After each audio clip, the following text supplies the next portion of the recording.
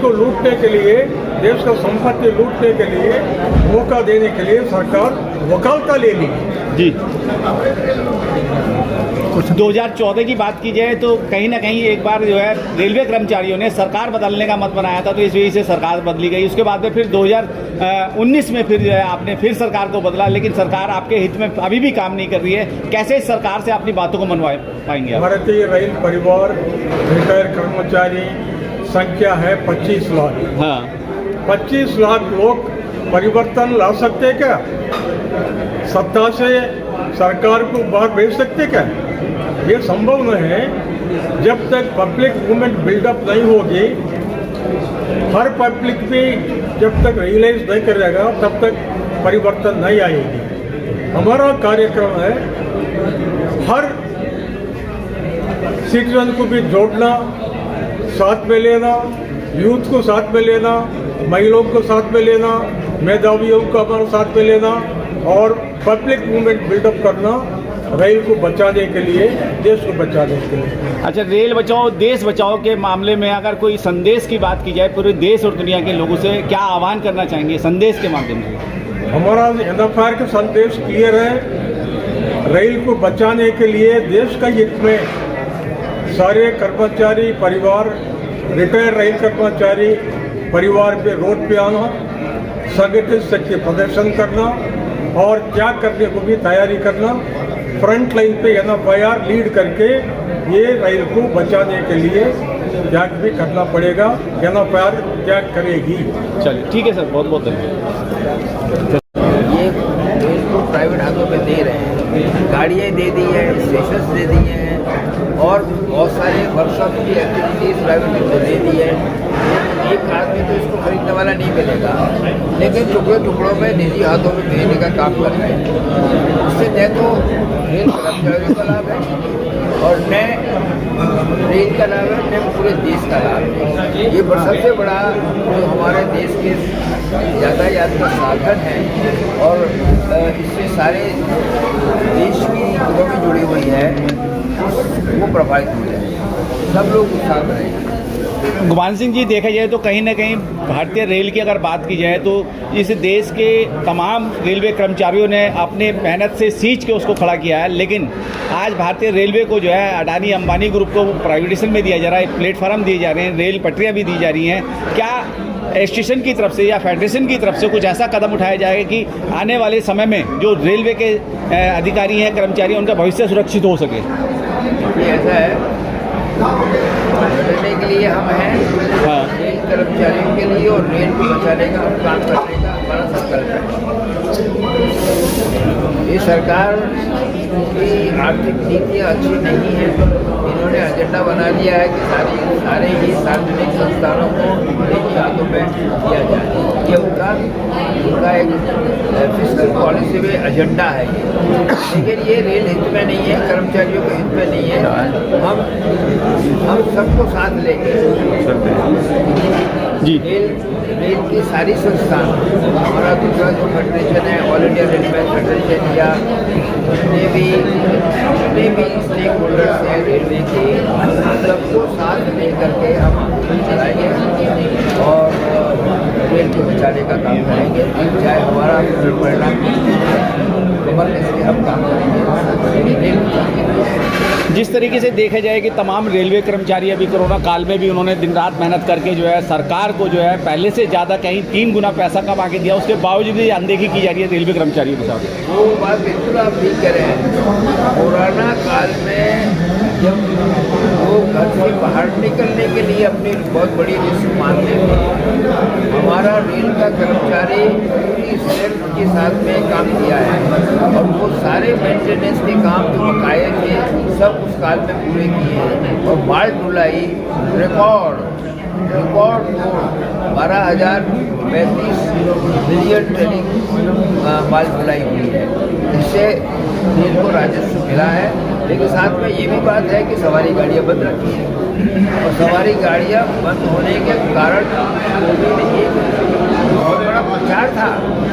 जनता यहाँ की संवेदनशील नहीं है। इतनी लंबे समय तक गाड़ियाँ बंद रखे रहने का कोई औचित्य नहीं था। स्पेशल ट्रेन चला करके उसके नाम पर पैसा वसूली की गई है, वो औचित्य नहीं था।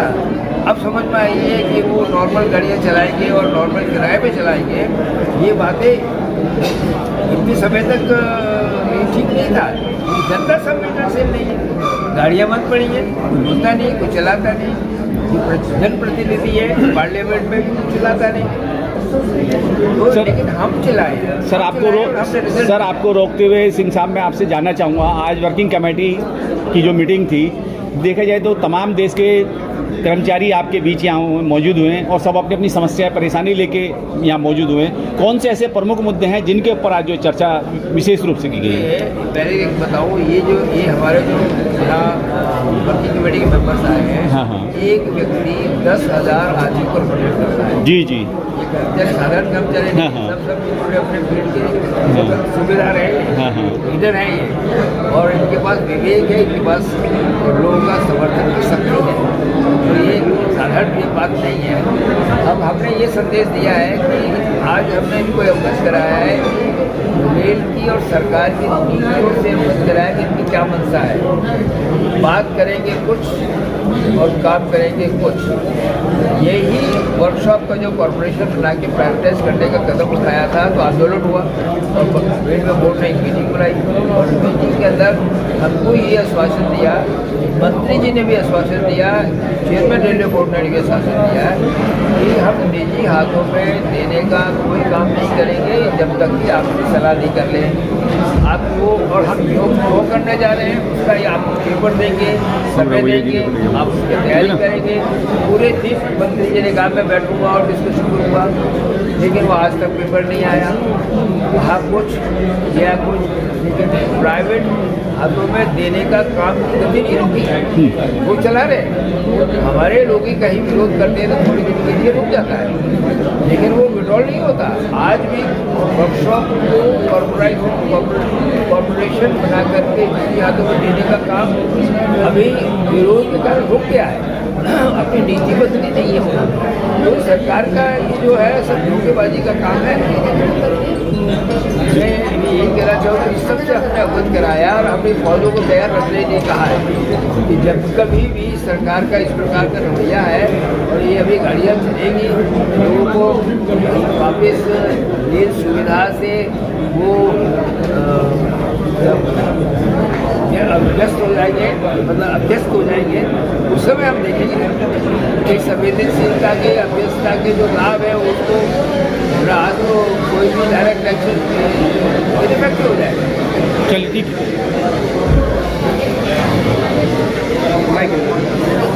हमारे बीच NFIR के राष्ट्रीय महासचिव M रघुवैया साहब भी हैं, उनसे जानना चाहेंगे। आज वर्किंग कमेटी की मीटिंग थी, पूरे देश के कोने कोने से आपके समर्थक यहाँ आए हुए हैं, आपके कर्मचारी आए हुए हैं, क्या एजेंडा रहा आज का जो है? NFIR वर्किंग कमेटी का एजेंडा है रेल को बचाना, देश को बचाना। जी। जो सरकार निर्णय लिए मॉनिटाइजेशन नाम पे, कॉर्पोरेटाइजेशन नाम पे, प्राइवेटाइजेशन नाम पे, आउटसोर्सिंग नाम पे बेचने के लिए अभी सरकार ने प्रपोजल बनाई, ये हाल्ट कराने के लिए, अपोज करने के लिए, एक अच्छा मूवमेंट बिल्डअप करने के लिए और पब्लिक सपोर्ट लेने के लिए ये वर्किंग कमेटी में 24 महीना संघर्ष करने के लिए ये संघर्ष चलेगी। 24 महीना कंटिन्यू, जनवरी 2022 से दिसंबर 23 तक ये कार्यक्रम फैसला करने के लिए, दिशा निर्देश देने के लिए वर्किंग कमेटी का बैठक। सर, जिस तरीके से अभी कोरोना काल के अंदर देखा जाए, दिल्ली सरकार ने जो है जो कोरोना काल के जो शहीद थे उनको 1 करोड़ रुपए देने की बात की थी, क्या रेलवे की तरफ से आपने अपने रिप्रेजेंट किया उन कर्मचारियों के लिए जो इस कोरोना काल में शहीद हुए? NFIR का स्टैंड यही है, आज भी रेल कर्मचारियों को फ्रंटलाइन वर्कर से आप रिकग्नाइज करिए और मेडिकल में, पैरामेडिकल में जो कर्मचारी के डेथ हो गई इन्फेक्शन की वजह से, यस ग्रेशिया पेमेंट का व्यवस्था है। रेलवे स्टेशन हम डिमांड किया रेल कर्मचारी कोविड इन्फेक्शन की वजह से डेथ हो गई, वो परिवार को एक्स ग्रेशिया पेमेंट सैंक्शन करिए। रेल मंत्री कमिटमेंट किया, कैबिनेट सेक्रेटरी भी कमिटमेंट किया, वो पेंडिंग है।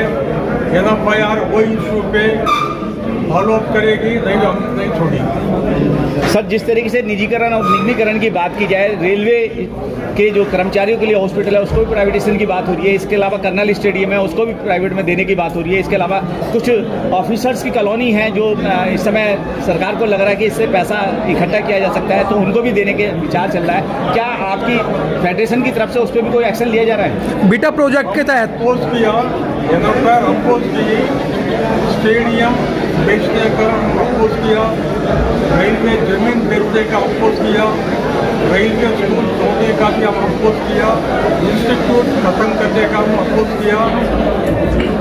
सितंबर में भारत सरकार से प्रपोजल आई, हम लड़ रहे हैं अभी। ये आप करने से रेल पूरा खत्म हो जाएगी, देश को नुकसान होगी। पहला NFIR से चर्चा करिए। पहले देखा जाए तो कम से कम जो है जितनी भी ट्रेड यूनियन हुआ करती थी वो अपने आंदोलन की घोषणा करती थी, लेकिन सरकार उससे पहले ही अपना प्रस्तावित रख के आपसे बात किया करती थी, लेकिन अब ऐसा नहीं हो रहा है। ऐसा क्यों? ये सरकार का एजेंडा तो अलग है। इलेक्शन मैनिफेस्टो में किधर भी नहीं लिखा हम प्राइवेटीकरण करेंगे, कॉर्पोरेटाइजेशन करेंगे, मैनिफेस्टो में नहीं दिया, लेकिन सरकार कर रहे हैं। सरकार को क्या होगा जब वोट मेजॉरिटी मिल गई